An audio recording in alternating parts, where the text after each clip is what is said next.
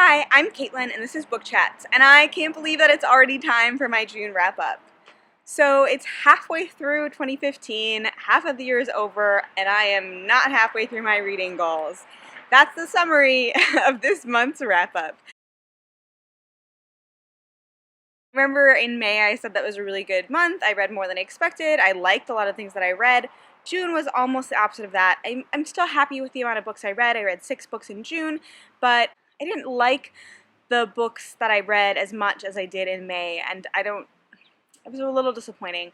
So without further ado, here are the 6 books that I read in June. So the first book that I finished of the month was one that I had been reading for most of May. It's called A Wicked Thing by Rhiannon Thomas. This I was reading for the 2015 Debut Author Challenge. It's a debut YA novel and the first in a trilogy I will definitely not be continuing. But after I read that, I read a book that I very much enjoyed. It was The Strange Case of Origami Yoda. I talked about this in the Top 5 Wednesday that I read it for. It's a really cute middle grade. The one critique I had was actually the format I read it in. I read it as an ebook and I had to read it in a Kindle panel view because it had all these drawings in it, and I do not recommend that, so try to find yourself a hard copy if you read this book. But it was really sweet and really cute and just a great lighthearted middle grade book. After that, I finished Red Queen by Victoria Aveyard, or Aveyard, I'm not sure which pronunciation is correct. I thought the book was good. Like, I enjoyed it when I read it, but it had some big flaws, and I don't think I'm going to continue with the series. If you want like a quick, non-spoiler opinion, the action was always great, but the pacing was a little weird, and when things weren't happening, I wasn't interested. I was happy though that I finished Red Queen because I wanted to read it since I heard the premise, and it counted towards my debut author challenge. So I actually read 2 books this month, A Wicked Thing and Red Queen, that counted for my debut author challenge. Since I had only read 1 to this point, it's good to finally get some more books in on that challenge. 4th book that I finished in the month was actually an audiobook. It's the first audiobook on this list, and I have kind of a 2-part review because of that. It was Murder on the Orient Express by Agatha Christie, and it's read by Dan Stevens. The book for me was just okay. I feel like I'm missing something.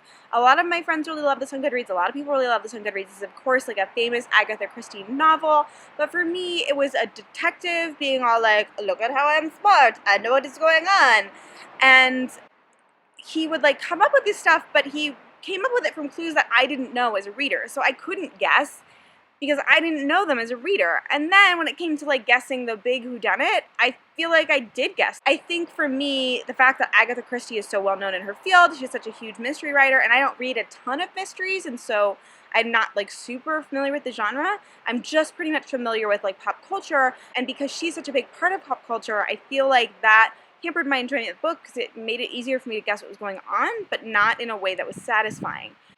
That all being said, the audiobook presentation of this novel is amazing. I'm listening to this and I'm thinking like, oh, this is a nice voice, blah, blah, blah. And suddenly I realize a big part of the book is just different people on the train being interviewed. And the different people on the train happen to be from a bunch of different places.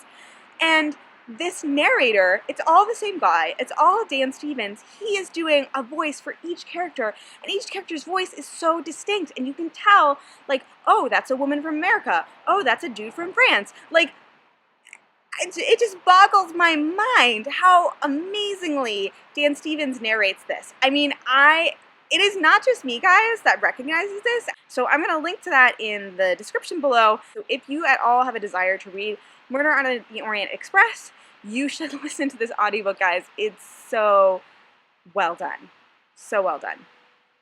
After I finished Red Queen, I wanted the next book that I picked up to be completely different, and I had already had Murder on the Orient Express in progress, so that was an audiobook. So the next book I picked up in e-format was The Martian by Andy Weir. So I've heard good things about this audiobook too more recently, but I read it in hard copy, and I really enjoyed this book. And I have to say that part of the reason I really enjoyed this book is that several of my friends read it ahead of me, and not just like any friends, but I have a bunch of friends who actually work in the field of space. The Martian is a tale where an astronaut gets stranded on Mars during a mission, and he has to like figure out what he's going to do and if he can survive or not with just what he has with him. So it was so great because I'm reading this and I'm knowing that my friends who actually work for, you know, Boeing's space program or for Lockheed Martin space program. Like, they've already read this and enjoyed it so much, and I just keep, the whole time I'm reading it, I'm imagining, like, oh, I bet Nicole like this, I bet Bonnie like this, like Tommy like this, like, it's my whole,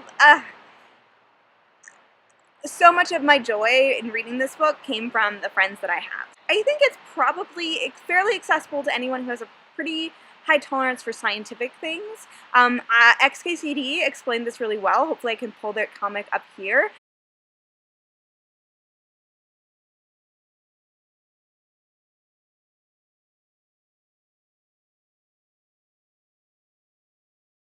Really entertaining book. It requires you to have a certain like tolerance for or enjoyment of, preferably enjoyment of, scientific explanations of things, but it's a really fun read, very humorous, like in a sarcastic way.